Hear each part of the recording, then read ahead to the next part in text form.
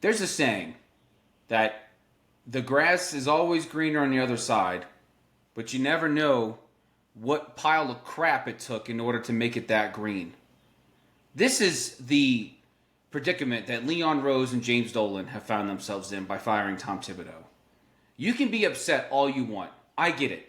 You had a squad that was filled with pretty good stars on it that took you all the way to the conference finals this year, the first time in 25 years, I might add. And yet they fell apart on the big stage to the Pacers. Good luck to them against OKC. Not going to go very far. But the Knicks themselves have a problem, and it's not the players on the court. Yeah, you can call out the defense. You can call out the lack of depth, which is really just aging veterans and late-round draft picks. But this team was put together before the very first day of the regular season. And no matter what you want to say about Tom Thibodeau, Tibbs did what he had to do in order to make this squad the way it was. Now, you can complain all you want that, hey, they had a negative net rating. They were poor on defense. They really didn't stick to a game plan. There was no depth. Okay, great. I get it. Blame the front office. Blame Leon Rose for that. That's not his fault. It's not Tibbs' fault that every rose has its thorn. That's Leon's. But to fire Tom Thibodeau for the shortcomings of Leon Rose and James Dolan not opening up the purse strings enough, that's not Tibbs' fault. Tibbs did more in 5 regular seasons than the previous 5 head coaches combined the 8 years prior before he got there. In the 8 years before Tibbs got there, between Woodson, Fisher, Rambis, Hornacek, Fizdale, Mike Miller, all of those coaches had a combined 238 regular season wins. Tibbs did that in a little more than half the time, and he fell shy of 8 wins of that. So 226 regular season wins. Again, I ask you, what was it that Tom Thibodeau did wrong? You can blame, you can be upset at the roster, you can be upset at the play on the court. I get it, okay, you know what? Let's put some blame on Tibbs for that. But again, where's the depth? You can only complain so much about a team and its depth when it really has nothing to do with the head coach as to whether or not the depth exists or not. Do you want Tibbs to play with depth and play the aging veterans on the bench? Or do you want Tibbs to go balls out in order to get the most out of his players to get them to where they got to for the first time in 25 years? You tell me. Guys, Manny's back. We're back again. This is your Friday Junior edition of Box Scores and Bourbon. Look at the box scores. Box Scores and Bourbon. We check each other's box scores and scores online. Baseball, Box Scores. So football, baseball, basketball, soccer, hockey. Box Scores and Bourbon. Manny, let's cheers ourselves in. Ooh, wow, okay. Here's JB, a little smoky Wow. whiskey. You go to Disney Place and then look, you're just all fancy now. Oh, yeah. I need to rock the memorabilia. You'll love this one, JB. There you go. Yeah, I absolutely hate it. How was Disney Town? Oh, man, I tell you, my watch didn't know what was going on. It was like, did you change your lifestyle? Why are you walking 20 miles every day? What's going on with your life right now? For a week straight. It was, when they say it's the happiest place on earth, they don't tell you that you're going to be miserable while being at the happiest place on earth. But it was a good time. Always a good Because time. you got to be insane in order to enjoy it. Exactly. They ought to play Shutter Island.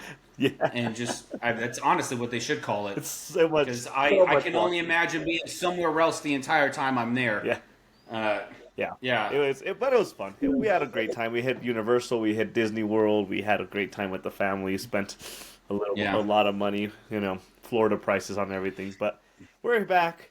We're back to the routine Yeah. of life. Settle back in. I got a Nice. little bit of a tan going, and I'm perfectly ready to talk about these NBA finals that have kicked off as of what, 30 minutes ago?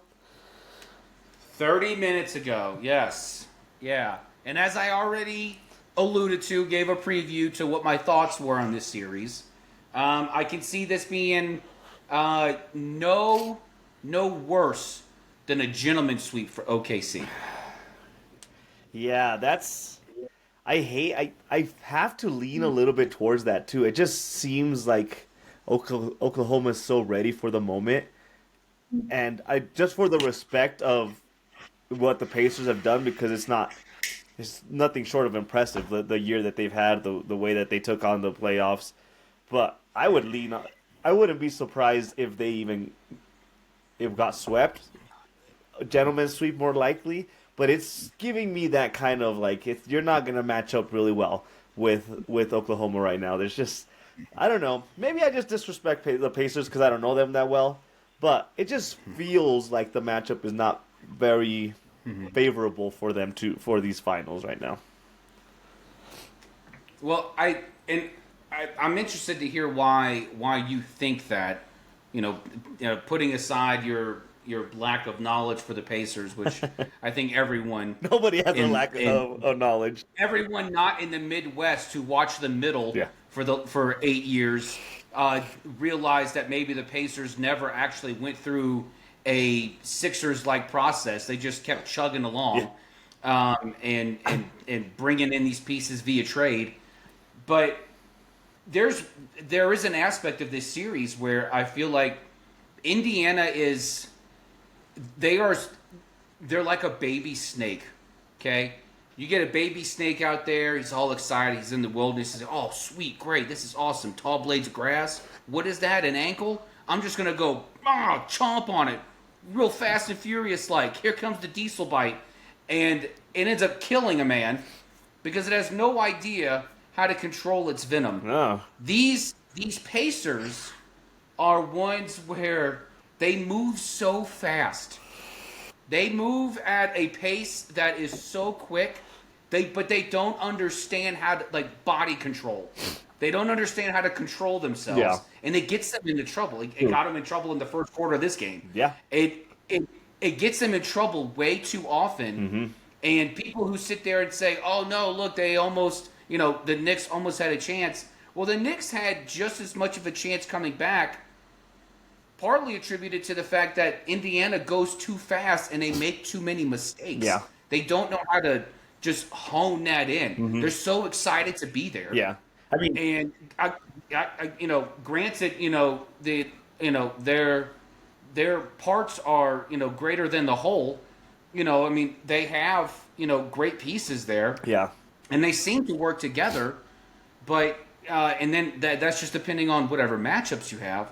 But when you don't understand and you go out there and you're all pumped up and excited, you're like Billy Bob on 2 bottles of maple syrup, and you go out there and have a heart attack after you're hiking the ball. Then yeah, I mean that could be a problem. And so I think, and the way OKC responds, OKC has so much of the elements of refinement, I'd like to say. OKC seems to their way of ball seems to be to allow the other team to make their mistakes. We're gonna let you go out there. We're gonna let you make your mistakes, and then we're gonna come in and we're gonna do this thing. Right. It's kind of like they kind of remind me of the Buffalo Bills. The Bills don't come at you fast and furious. It seems they just let the other team make their mistakes, Yeah. and then they will settle in, Well, and then they will do their style of ball. yeah, I mean, if anything, you can say compare them to the Chiefs too. Like the Chiefs stick around even when you think they're out of a game. They stick around and kind of find a way to win at the end. That's kind of the way that the Thunder have been operating. But you asked me why my feelings on why I feel bad about this matchup for the Pacers. I have 2 different reasons why. One is their path to the finals. And it was an impressive path, and they deserve to be at the finals because they beat the teams that were in front of them.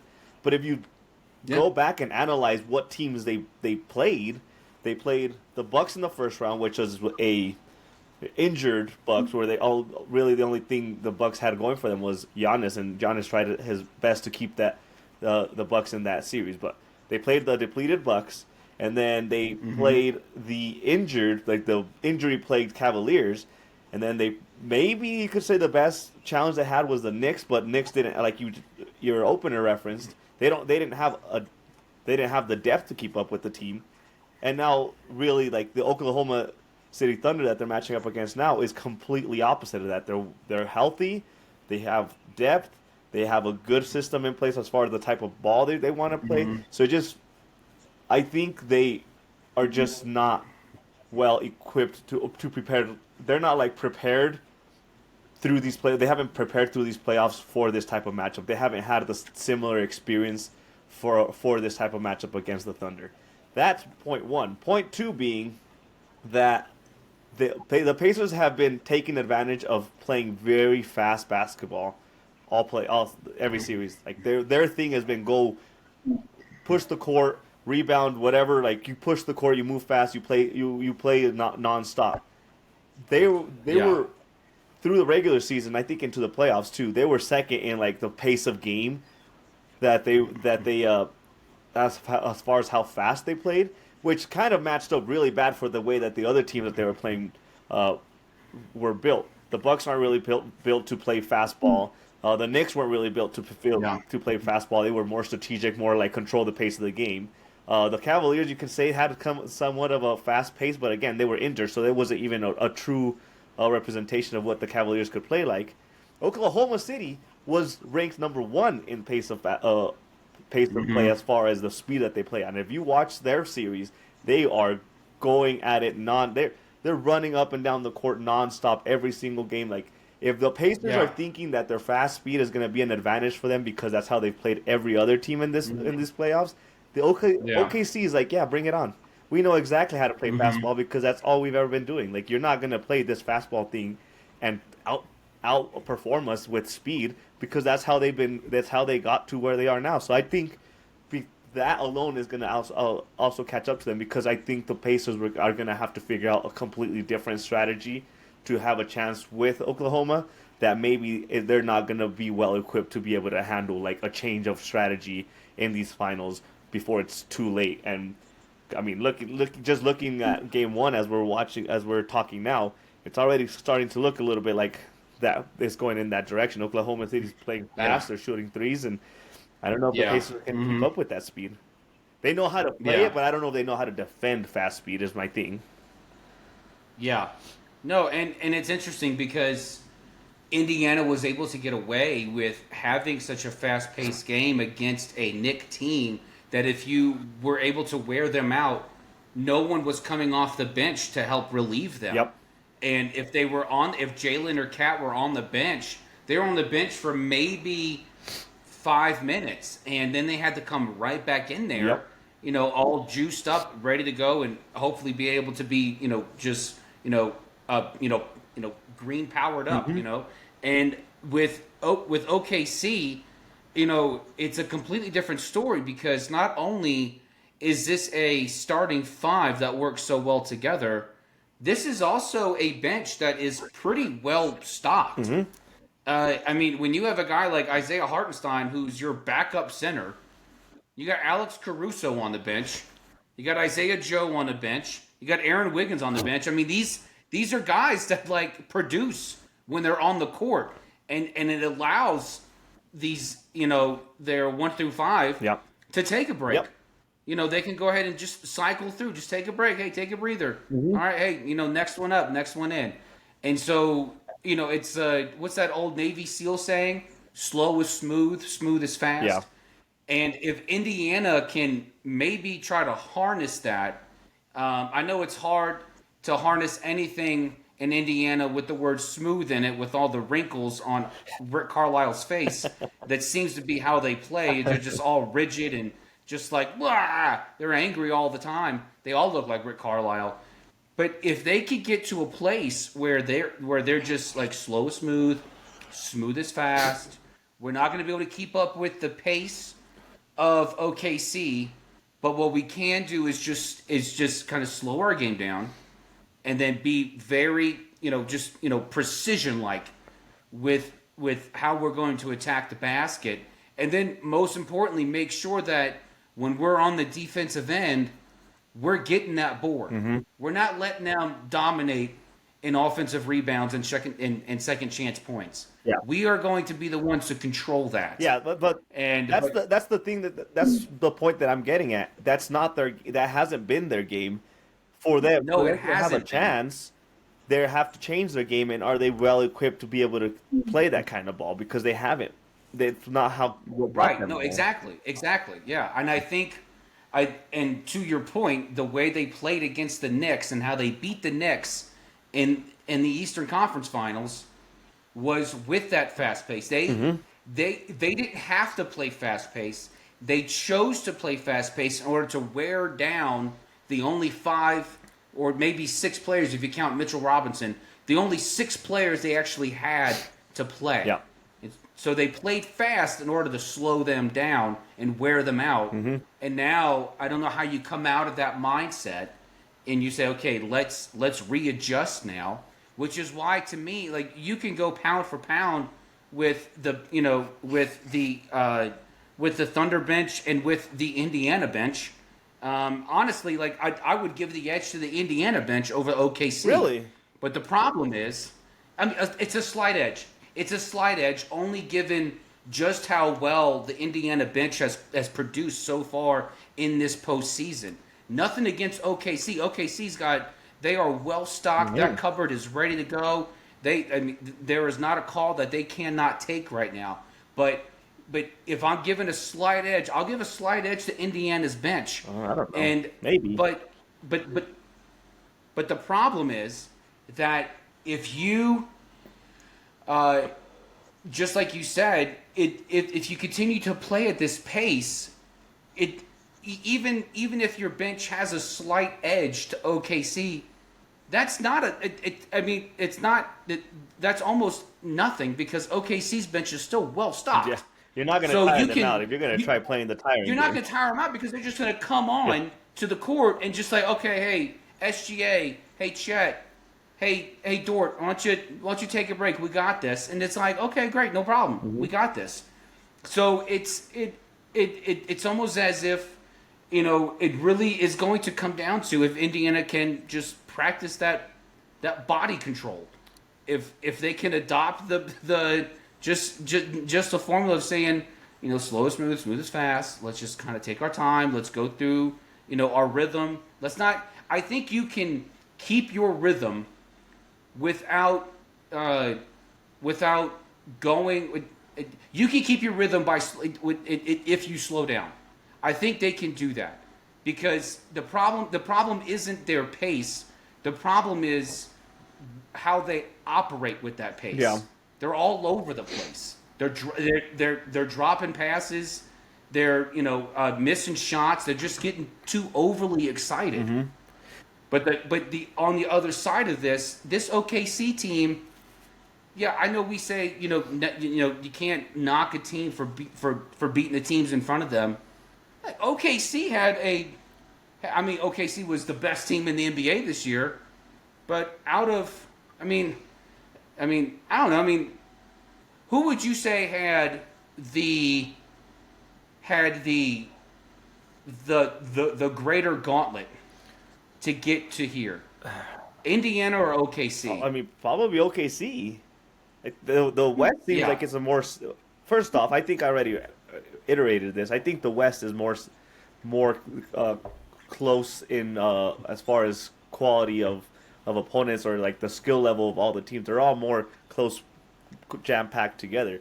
But if you just look at the teams that they beat, like contrary to what the series ended up looking like, I would not say Minnesota was a scrub team. They were a really good team that just got outperformed by a really good Oklahoma City. But that's not something to sneeze at, that you beat Minnesota in the fashion that you beat them. That's a really good opponent. They beat. So they opened with Memphis. They went to Denver, and then they beat Minnesota. Yeah. So if you're asking me which one has like more like trial by Yeah. fire, is more like battle tested to be ready for the finals, it would have to be OKC. And I'd go as Yeah. far as say they're more battle tested because of where they got last year, and they did such a good job at bringing that into this year, into the regular season. Like they knew exactly where they went short last year. They built onto it all regular season, and they kept that momentum going through the playoffs. So I would say they've gone through the gauntlet since the previous playoffs, and they're more well equipped for the finals now because of all that. I mean, at the end of the day, the Pacers were in the Eastern Conference Final last year too. But I just feel like the quality of opponent that they've gone through, it's missing a touch or two, and I think that's not something that is like a secret. I think anybody that watches Yeah. basketball can look at the conference and say the Eastern Conference is like two teams top two teams heavy, and everybody else is kind of like whatever. Western Conference is Yeah. all over the place, and you don't know who can win that conference because all the teams stack up really well. So ultimately, I would Yeah. say, as a whole, OKC has gone through the gauntlet, just conference period.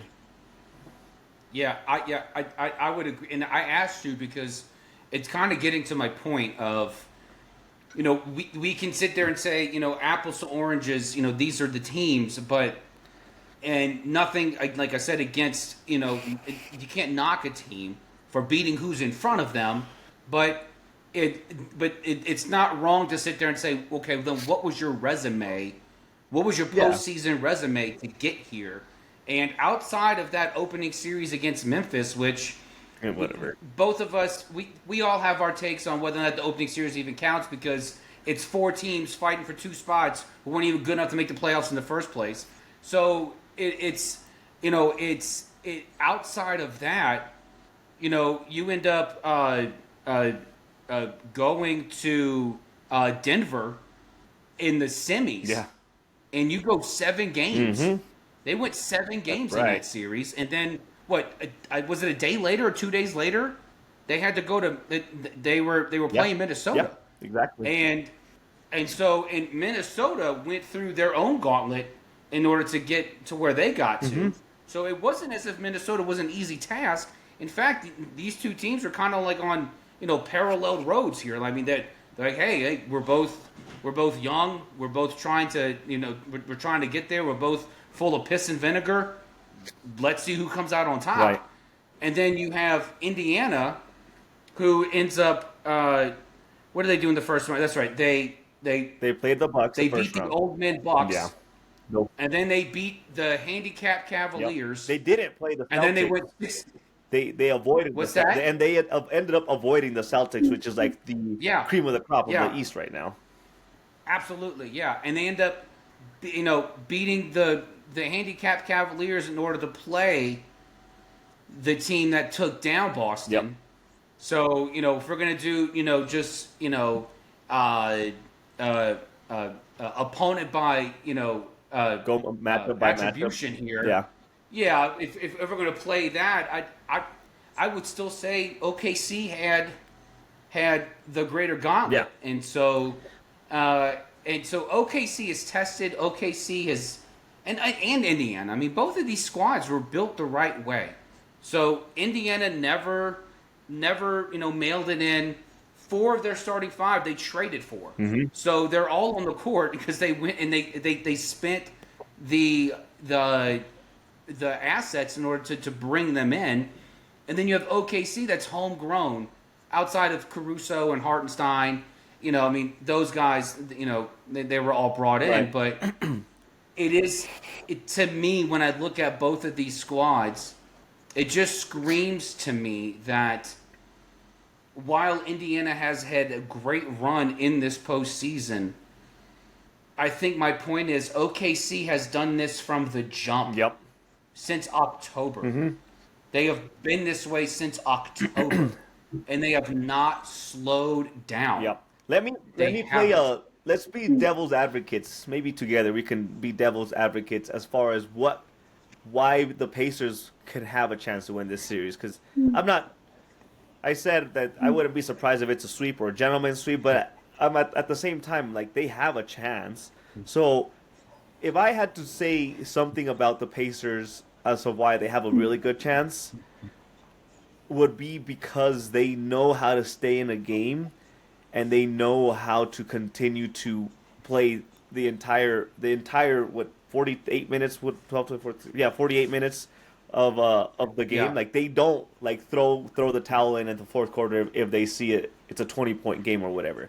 If you let the Yeah. Pacers stay within 10 points when the game is coming to an end, they have a really good chance of winning that game. They don't know how to give up.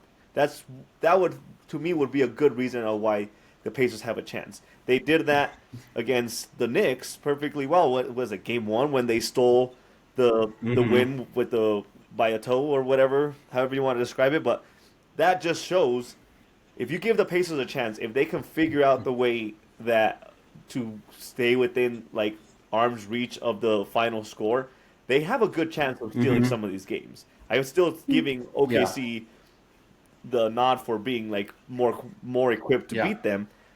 But you watch out for the Pacers if it stays a close game the entire game, because they find miraculous ways of getting some of their players just hot at the right moment.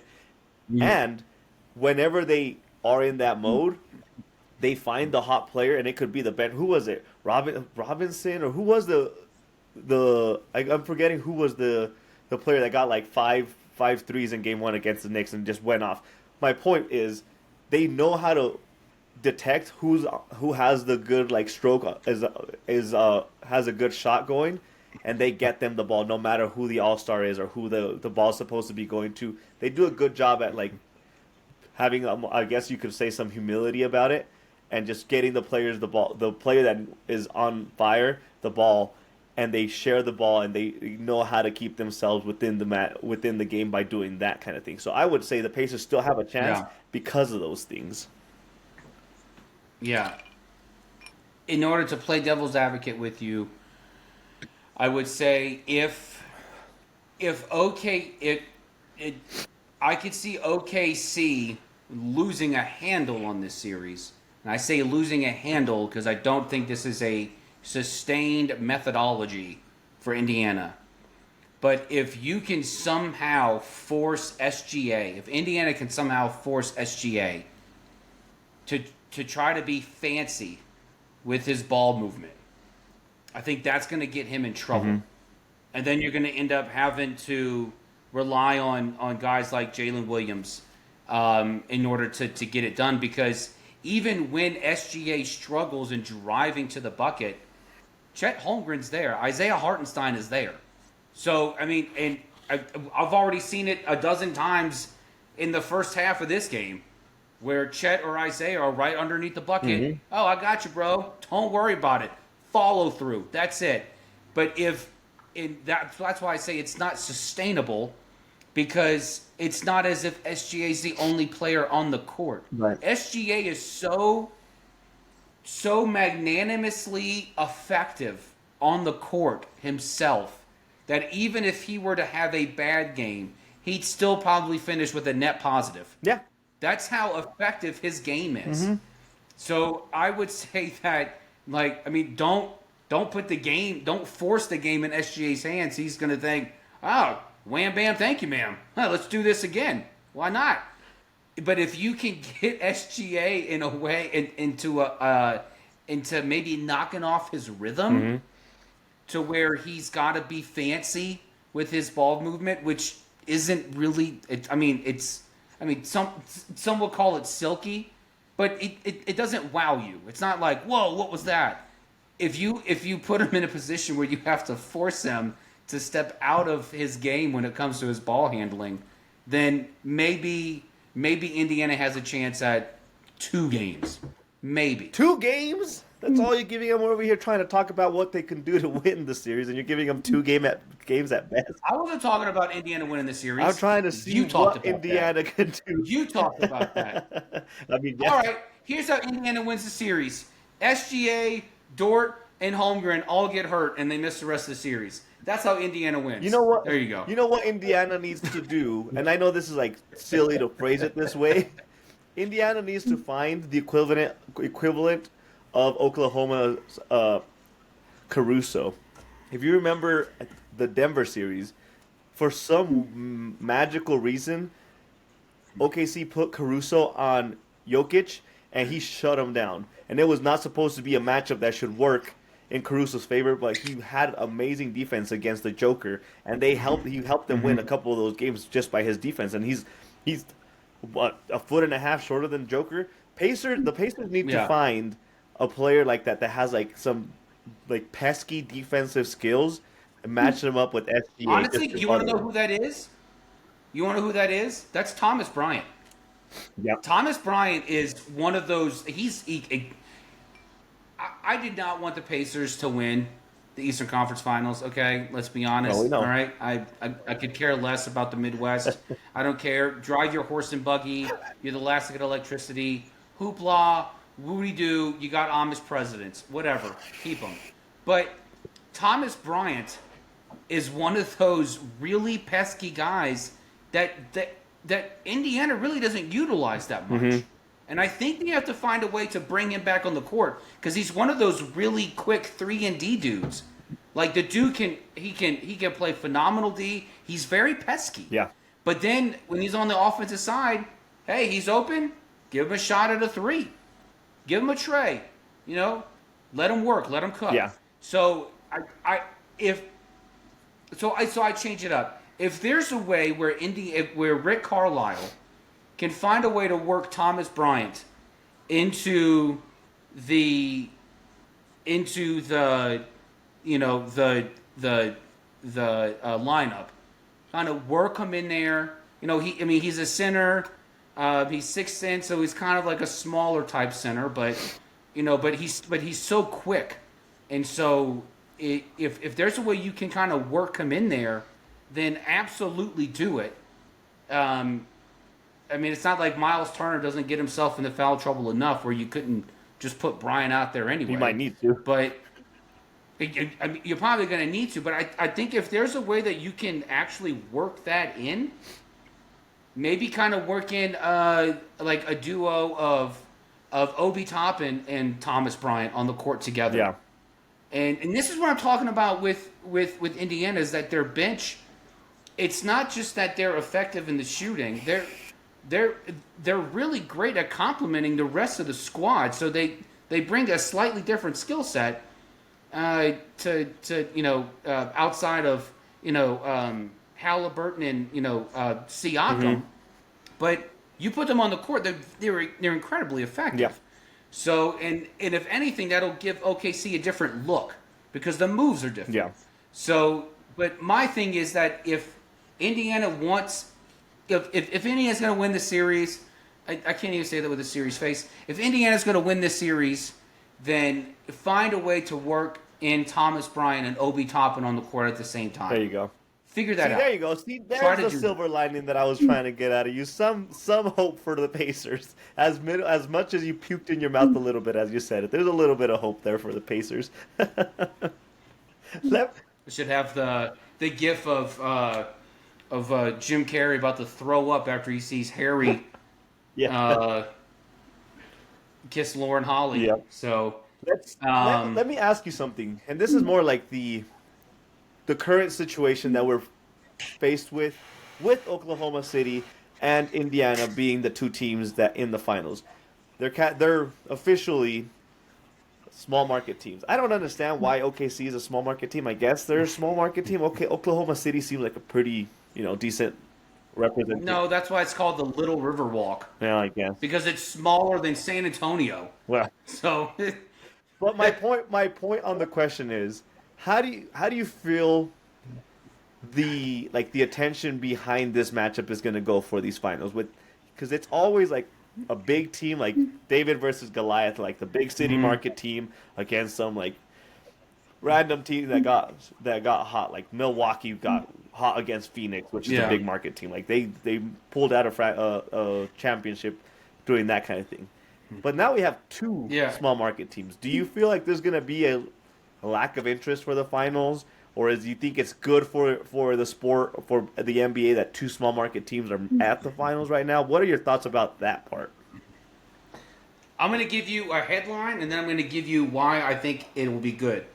The headline is NBA MVP goes up against the warrior who slayed David, who slayed Goliath. Okay, so and then it's going to be, it is going to be a good thing for the NBA because what we're being sold, or what they think, what the NBA thinks they're selling us, is that the product on the court is a good thing. That everything that they're doing in order to try to make these super teams is a great thing. Now we're in the NBA Finals where we have two teams who, one, did not have to go through some kind of a sellout process. They didn't tank. There wasn't anything like that. But on top of that, these are two teams where, yeah, you have the NBA MVP, but SGA is just now beginning that kind of stardom aspect of his career. And then you have the Pacers, who are I mean, I wouldn't call Halliburton a superstar, but Halliburton's he is very much a presence to be dealt with, especially in the way that the Indiana roster is constructed. And if I'm Adam Silver and the rest of the NBA, I'm looking at this saying, okay, this is awesome. We have two teams who did it the right way. They either had homegrown talent, or they leveraged their assets in order to bring the right pieces in. Yeah. And that's how you should do it. It wasn't like, bringing in one superstar and he brought his friends. No, this is an amalgam of just, Indiana's an amalgam of pieces. That's all it is. And they figured out how to work together. And obviously, no one can coach this team better than Rick Carlisle can. Yeah. He's honestly the Pacer whisperer. He's the only guy. I don't know if his wrinkles are given, pep talks at halftime, but they seem to be working. And he's really just bringing this team together. And then you got Mark Daigneault, who came over to OKC and coached in the G League when they brought Billy Donovan over from Florida. Mm-hmm. So you have two teams who got here on two different trajectories, and neither one of them were about flopping and tanking. Neither one of them. Right. They did it the right way. I think this is really good for the NBA because for so long we're looking at these teams like NBA is not a team sport. Well, look, we have two teams in NBA Finals that are the epitome of a team. These two teams are the epitome of a team sport. Yeah. Whether the starting five or coming off the bench, they are all they are very much a team. Yeah. Both of these. I think there's two sides of this. I agree with the side you're saying. For the sake of the NBA, it's a good thing that they have two small market teams being represented in the finals. For the sake of the entertainment factor, I have a feeling this is not going to go very well. This is probably going to be one of the lesser watched finals, like as far as viewership, because there's not the attraction of the big city names like the household market, the big flashy Golden State Warriors, Celtics, Lakers. Those teams, they have a big viewership and people love. There's like an attraction to them, but at the same time, there's not the established dominant all-star for the first time since I can remember in the last 4 years, maybe since the Milwaukee Phoenix finals, that there's not an established big name on one of the rosters. I think that's gonna go badly for the attention factor because people, you just said it's good because it's not gonna be the sport will transition away from this is a one man sport where really one person matters. I think it's still for fans, they still want that. I think they want to have the flashy LeBrons and the Steph Currys and the Jason Tatum. They want to have that flashy one person in the finals, and they don't have that. You can say what we want about SGA and the Siakam. They're not. Let's be honest. They're not the close to being even faces of the franchise or of the league at all. And I think that of the league, yeah. They're not there. They're not bringing that viewership because of their name. So I think that that is going to cause like a lack of interest from the basketball fanatics because everything still rotates around players, and players have their own shoes, and like people that follow basketball like buy the shoes of a player. They don't buy a shoe, they buy the player. It's all about the player, and that part of the entertainment that the NBA has really focused on empowering, for better or for worse, of the single player, and the empowerment of the single player, of the face. That's not there. I think that's gonna kind of backfire a little bit on it, but for the sake of the sport as a whole, being able to say, hey, we have parity, we have like teams that came out of nowhere that can still make the finals. If you're pitching it as like a true like organic basketball fan, that's really good for basketball. But if you're pitching it as a sport, it's still an entertainment, and you're trying to bring in viewers and trying to bring in money, I think that's where they're gonna fall short on that. I think that's the negative side of the small market teams. Yeah, and I don't disagree with you, but if it's exciting, it'll be exciting for the fan bases of these teams, and honestly, that's really what it comes down to, is being able to have enough parity in your sport, where even the teams that don't ever really get to experience this actually get to come together and just have a great time with it. Because we can mock small market teams all we want. No one spends money on their teams quite like small market fan bases do. Because it's what they live for. That's it. That's what they have. So, but I want to move from trying to figure out if this is going to be an exciting series to what has already proven is going to be a phenomenal finals. You want to talk about ice? That is I'm talking about NHL, baby. I'm talking about Stanley Cup Finals. I'm talking about Panthers-Oilers rematch from last season. Yeah. I don't know if anyone saw the game last night, but I was, of course, glued to the game. I could not get enough of it. And yes, was I disheartened when Edmonton went down 3-1 early on in the second period? Yes. But then I was reminded of something. The angels, the heavenly angels, came from above and they descended upon my head and my heart, and they reminded me of the trials and tribulations that while Florida has gone through, so has Edmonton. And the Oilers themselves have risen above from multiple multi-goal deficits in the game to only overcome them in this postseason. And then my heart was enlightened with hope. And then that's exactly what happened. Are you writing haikus on the fly right now? What is going on with this? A minute 17. This is my revelation, okay? I'm sharing a personal piece of myself with you, and you're laughing in my face? You're throwing my revelation in my face? It's very poetic. It's very poetic right now. I'm like, I feel like I need to go.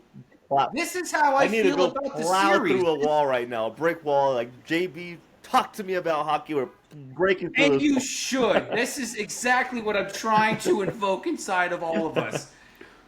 And a minute 17 after Florida went up 3-1, what happens? It's 3-2 Florida. And then you go into the third period, it's 3-3, and I'm thinking, okay, they got this. And what's interesting about last night's game was Florida, okay, if you had to rank the nastiest teams, I mean just in form of speed and just pure aggression and pure I don't give an F vibes, it's Florida and then it's Edmonton. And I have to give a quick shout out to the refs in that game. They called an incredible game. I swear to goodness, there were guys that got flipped over sticks and landed back first on the ice, and they didn't blow a whistle. They just let the thing go. And it was awesome. Guys were getting checked harder than before. They were getting back checked. Like, it was just like no look checks. The refs were like, boys will be boys. Let them play. And it was the flow was great. The game was great. But I'll tell you this.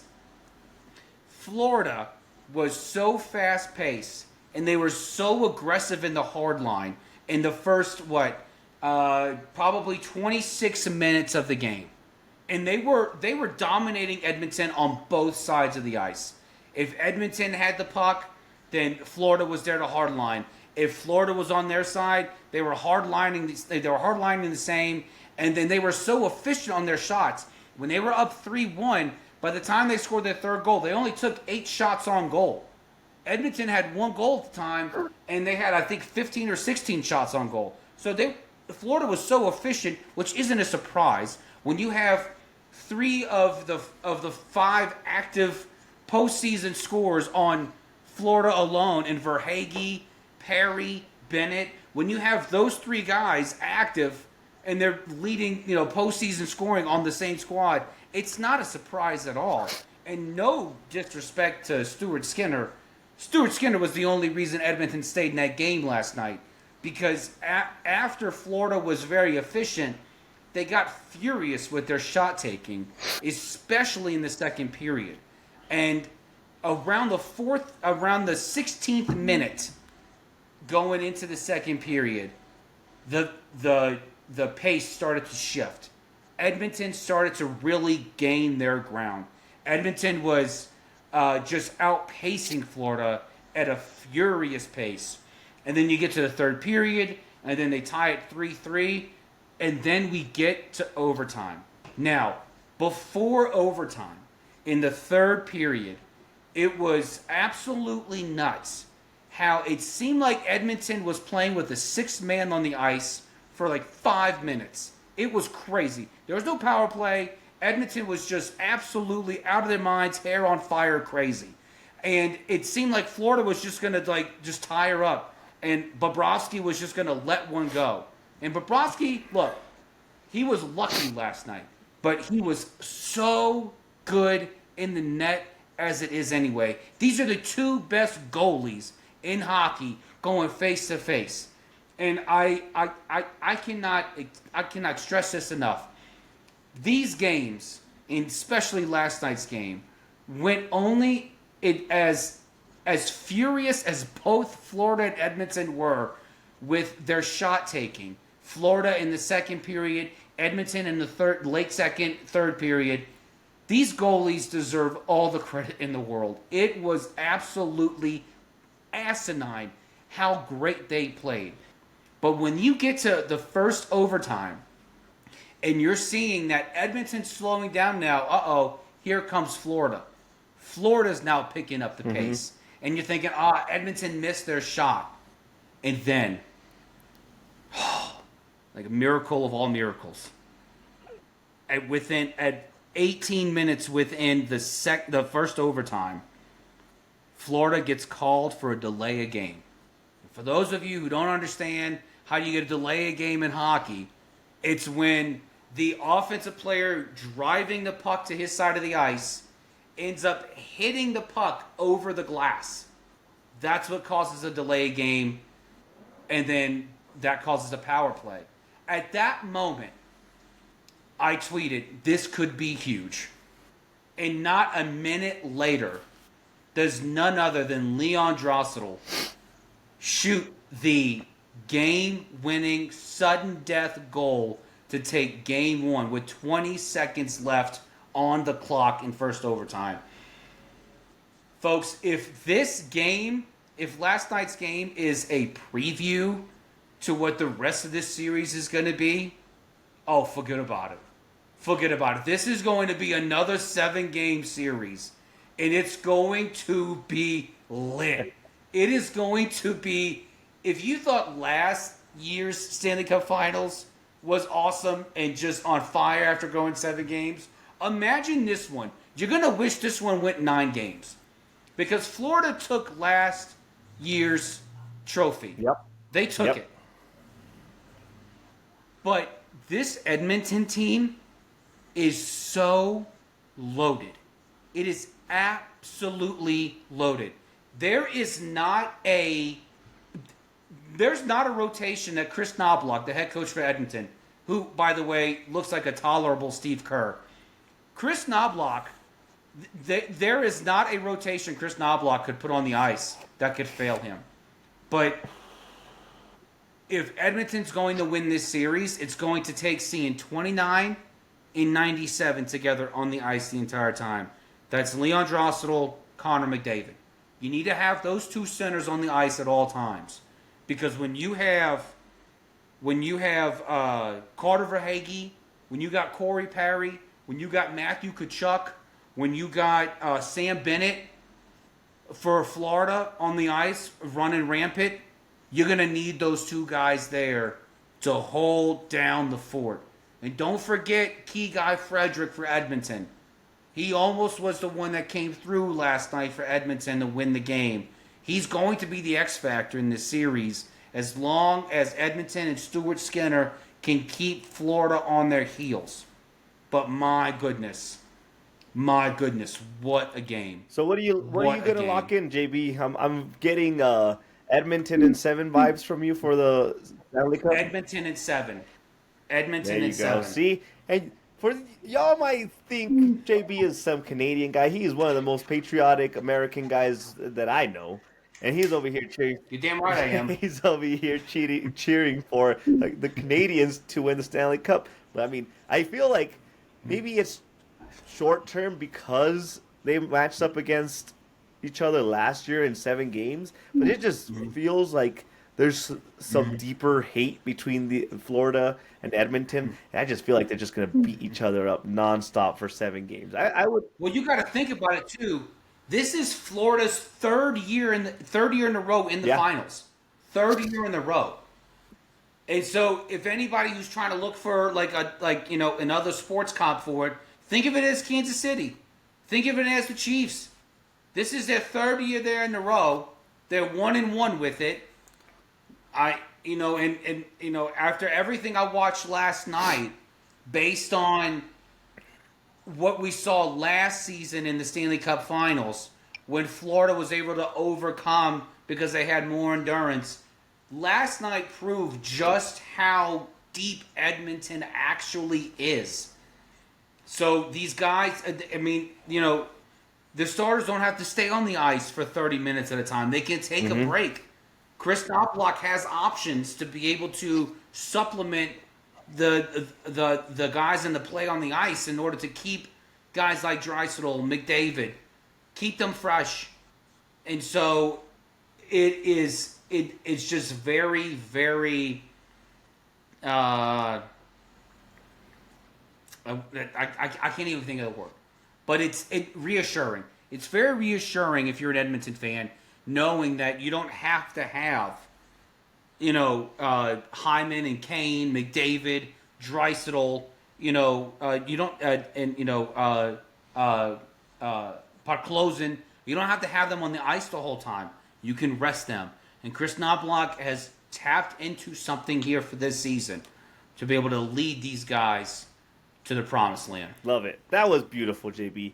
You know what? You sold me. Edmonton and 7 it is. I was hoping for 7. I guess I was leaning towards Edmonton and 7 either way. I want to see Canada win the Stanley Cup finally again, and 7 games of hockey in the Stanley Cup Finals just. Yeah, they need to win it. Amazing. It belongs in Canada. Let's give them something before America takes them over. Before they are seceded to America. Let's give Canada one last hurrah. And then they'll become part of the U.S. Like, we got the Stanley Cup back in the U.S. one way or another. Yes, exactly. Exactly. Lastly, do we need to check in on baseball real quick? I feel like there's been some major news that I've seen. I stayed in touch with my Major League Baseball while I was away. I stayed in touch. There have been some news. Let me tell you, the biggest news that I'm tracking, or the biggest ones that I cared about, is the fact that Colorado won their first series of the season. Woo-hoo! Not only that, they're on a 3-game winning streak. Careful. 3-game winning streak. In the month of June, only 2 teams have 3 wins. That's the San Diego Padres and the Colorado Rockies. Don't call it a comeback, folks. Don't call it a comeback. 35 games Don't behind. I didn't tell you Colorado was going to run the gamut and take over the NL Oh, West. God. Don't say I didn't say it, because I never did No, say he it. didn't. That's not going He to didn't happen. mean it. But I think it's good for baseball if the Rockies go on a win streak, because the last thing baseball needs is a team worse than last year's White Sox. That's the last thing can't- we need. We don't need This that. can't be a repeat. We don't We need can't that. have this a trend that we have like the record constantly being broken for bad teams, and like a team has to try so hard to be so bad when you have 162 games to be Yeah. mediocre. Yeah, we can't have Yeah. crappy baseball for 162 games. But besides that, what else? What are you tracking? What is your big story in the MLB? Whew. One of the big stories is the Ballsack A's. I'm sorry, Sacramento. They, in their last 21 games, they are 1-21. No, 1-20. The last 21, they are 1-20. And they have gone from second place in the AL West to dead last by a mile. I mean, we expected In that, that right? We expected them to three-week be at the stretch. bottom of the division. We expected the Angels No, to do that. I would have because, said more Trust me, the A's. because look, I mean, you can have a left fielder, right fielder, center fielder, but you never have an Angel in the outfield, especially with the Angels. It's not happening. So Christopher Lloyd's not out there kicking balls around. You know what? You know what else I'm I tracking? will say You know what else I'm tracking? what Shohei started pitching warm-up pitches pre-game. he did. He started warming up. He did. What was my take? I still remember my take at the beginning of the season. Shohei's going to be Your pitching. take was he was going to warm up and he was going to blow his elbow out. No, my take was that Shohei was going to be pitching by the trade deadline, and he was going to be a Cy Young candidate by the end of the year. I'm still on track. It's going to be an exciting July. We're in June now. July's going to be pretty for Shohei. Yeah. One thing I am looking at, Baltimore Orioles. They've won 6 in a row. They are 8-2 in their last 10. This team might be on the up and up. And I only say that because this is I think that 3-game win streak they went on earlier last week was the first 3-game win streak they had all season. And so now they've continued it. They've won 6 games in a row. Let's not forget, Baltimore's loaded. They on the offensive side of the ball and the defense side of the ball, they Just are ignore loaded. the pitching. You have Adley, you have Gunner. Like, this is not a team to trifle with. Offensively speaking, it's the pitching that's the problem. Now, if the offense can get to a place where it starts producing, maybe, Yeah. just And maybe. the pitching, you're going to ignore the pitching? Remember the 5th of November. No, that movie sucked. The Remember Titans? both the Nationals and the Braves. The Braves especially. The year the Braves won the World Series, which we'll get to the Braves in just a second, because I'm having less and less faith in this year's team than I ever have. So but the Braves in 2021, the year they won the World Series, they were below 500 at the trade deadline. They went and got Adam Duvall, Eddie Rosario, Jock Peterson, Jorge Soler, and they still didn't reach 500 until I think August 8th. And then by August 15th, they took over the NL East. And then they went on to win the World Series. I'm not saying Baltimore is going to do that because I don't see the Yankees. And quite frankly, the Blue Jays and the Rays, if I'm a Yankee fan, they're scaring me right now because they seem to be kind of on a same tear, a same pace. Aaron Judge is going to need to keep up that 400 rhythm in order to keep them in the game. But let's not count out Baltimore just yet, because it's only June 5th, and this is a marathon. And I remember a great Greek poet by the name of Forrest Gump, who, when asked, "Why are you running?" and he said, "I just felt like running." Maybe, maybe the Orioles are Forrest Gump. They just felt like running. Maybe they'll take a run. Maybe Mike Elias will decide, hey, now I'm gonna bring in some starters here this year, and we're gonna have a frontline guy. It's gonna happen. I'm not saying it It's will not gonna happen, happen. but if the Orioles keep on this No. pace, if they keep on a pace where they go 8-2, 7-3 at every 10 games, you wait until mid-July. I want to revisit this All-Star break. We will. And if the Orioles are even 3 games below 500, I'm going to tell you Mike Elias is going all in. Yeah, I don't know. I think one of my early take was with the Orioles being like a sneaky team that was gonna like make a push for the division. I jumped ship on that a month ago. I'm not getting back on that wagon. You'd have to convince. Not falling for No, you that have again. to give me one of those NHL like haikus to get me back on that wagon. It's not happening this time. Not today, JB. Not. An NHL haiku. I'm putting that on a T-shirt.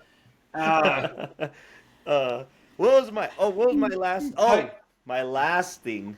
Can we enlighten everyone, JB, on who the current home run leader is for the MLB?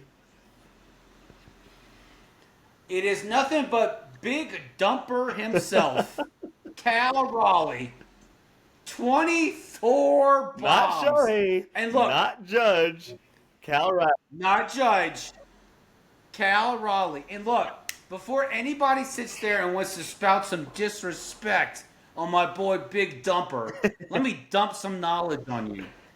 This, for one, Cal Raleigh has shown the ability to have superior power in the MLB before. Previous seasons, this is not like a Brady Anderson breakout where he has like 57 homers. And you're like, hey, what part of your body did you shoot up the steroids? No, Cal Raleigh absolutely has the ability to hit jacks. He hits bombs. But what's crazy about this season, and I'm very curious to see if this holds up, he's batting 260 right now. He's in the 260 range. And he's usually hitting 220, 230 throughout an entire season. If Cal Raleigh can get through the entire season and finish at like 255, if he can finish at 260 and he has like 50 bombs, 55, because he's on pace for what? I think 58 homers, I think it is. If he can stay on that pace. Are you on my MVP watch? No disrespect. Just shut your beautiful mouth. No disrespect to Aaron Judge. But I do not see an issue with giving Cal Raleigh some MVP votes. Not win. Especially if... Hey. I said shut it. I said shut it. I asked for a piping hot bowl of shut it stew, and this doesn't taste Give like me a it. haiku. Give me a haiku, JB. Cal Raleigh, for one, is a catcher. That is the hardest position in baseball. I would say there's no harder position in all of sports than being a catcher for a Major League Baseball team. The starting catcher. It is one of the hardest positions to play, especially in baseball. If Cal Raleigh can stay on this pace and Seattle wins the division, I'm not saying he's going to win the MVP. Shut it. I'm saying there's a good case for him to get votes for it. Wow. I mean, Dak Prescott also got MVP votes 2 years ago. Dak Prescott can suck it. He can choke on chunky soup with his There's mom. no trophy for second place in sports. There is not one trophy for second place in sports. I'm just saying. But yeah, that's Yeah, have you ever been to Jerry Jones's home? That's all it's full of. second is places. Wild card recipient, Division winner. division winner. Let's wrap. He has Jerry Jones has a trophy that says almost won on Romo's fumble. Almost two So inches there's from winning. 2 inches from winning beating the Seahawks yeah. trophy. And Jerry's like, I wish I had those 2 inches. I'd scored better with those ladies. Let's wrap this up by having the breaking news of the day, and we're gonna hit all the sports today because we're gonna talk about the breaking news from the NFL that is a big phew for all Steelers fans because Aaron Rodgers finally decided to come out of his man cave and sign with the team, and he is now a Steeler on a 1-year deal. Super Bowl The ayahuasca has spoken. Super Bowl bound for the Steelers this year, JB. Conference finals, conference stuff. No, no, no. Aaron Give me a Aaron Rodgers is going. Aaron Smith and not Aaron, Arthur Smith is an offensive coordinator who has a completely. We always talk about spectrums. Okay, let's talk about offensive scheme spectrums. If there was a spectrum for offensive schemes, Arthur Smith is on this end, Aaron Rodgers is on this end. Arthur Smith lives in the play action. Arthur Smith lives in the run game. Yep.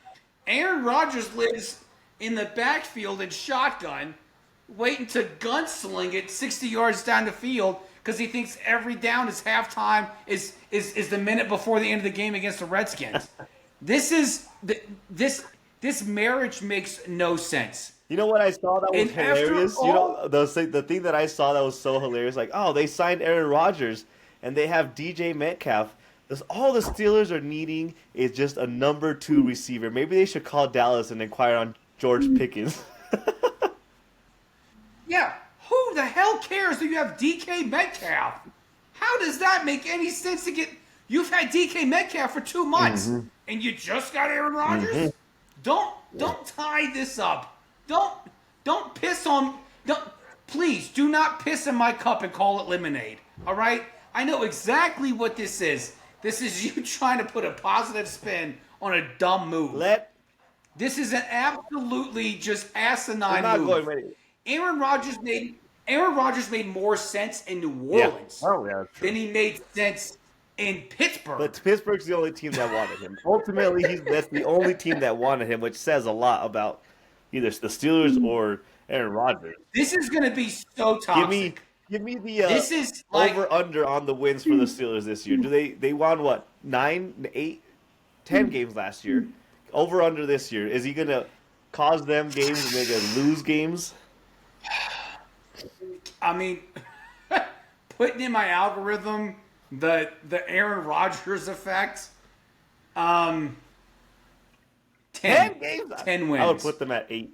I think he's gonna cost the Steelers 2 games with his age. I think they're gonna digress or take a step back. No, I don't think so because I think what Aaron Rodgers and look, we all know Arthur Smith, okay? Daddy, created FedEx. Arthur Smith couldn't even deliver himself a win with a play action. So, let's not give Arthur Smith that much credit here. And honestly, I don't understand. What is it with Mike Tomlin? I'm sorry, Omar Epps. No, I'm sorry, Mike Tomlin. What is it with Mike Tomlin trying to bring in offensive coordinators that are so vanilla? Yeah, I don't know. That inspire zero confidence. What is this? Why? Like, you can't win every game on defense because you have to score a freaking point. You have to drive the ball down the field. You don't get, morale points in the NFL for a tie or keeping a team below 10 points. You have to score touchdowns. You have to. Enough with this shenanigans. So you're telling me Aaron Rodgers is going to be a wash when it comes to how they did last year? Because they won 10 last year. You're telling me he's just going to be like par for the course, no better, no worse. I would say Aaron Rodgers won't do any worse than the combination of Russell Wilson and Justin Fields. So locking it in at 10 wins. So you could, 9.5. 9.5 win. There you go. There Yeah, you go. 9-8. That's where I I believe. really don't have a lot of I confidence. know. I just You're not a don't. big fan of Aaron Rodgers. Because you think this is how this conversation went? Rooney went to Rodgers. Hey, you want to come over here? You want to play football with us? Aaron's like, I don't know. I'm in my sweat tent right now. Let me get back with you. All right, I'll wait out here for you. Hey, Rooney. What's up? I'll come, but I ain't listening to Mike Tomlin. Yeah. All right, I'll talk to him. Don't worry Good about luck it. with- You think that's how that conversation luck went? with that. No, that's not how that conversation No. went at all. Mike Tomlin, for a, oh my, I'm putting the cigar down. For a franchise that has put up with zero shenanigans when it comes to their players, and as they had Antonio Brown, who was arguably one of their top 5 receiver in their franchise ever. They got rid of him in a heartbeat. A heartbeat, because he's a pain in the ass. What is it about Aaron Rodgers that tells you, this is different? This reminds me of Dumb and Dumber. I'm bringing up Dumb and Dumber again in the same episode. When Lloyd and Harry are driving, and they see Gas Man on the side of the road, and he says, I don't usually trust my instincts on this one. Saddle up, partner. Like, this is like this. He's like, I don't usually, but I'm gonna trust my instincts on this one. Like this, I honestly don't understand what this is. I don't understand. It's Aaron I don't Rodgers get it. not wanting to retire and him wanting to latch onto a team that'll give him a starting job. And the Steelers are so desperate they'll take the quarterback in the corner of Central. That's it. That's all it comes down to. I'm beyond. I don't understand. I get it in terms of trying to get the best players in there. Who are their quarterbacks right now? Him, Besides Mason him, Rudolph, and then they have another. It's between Aaron Rodgers and Mason Rudolph. I know they drafted a guy. Will Howard. Yeah, that's that's who right. they drafted. That's Why not just roll the dice with Will Howard? I don't know. Why not? I mean, Will Howard came from a Chip Kelly scheme in Ohio State where you opened up the run game by going vertical. I'm sorry, that's what play action is. That's what that is.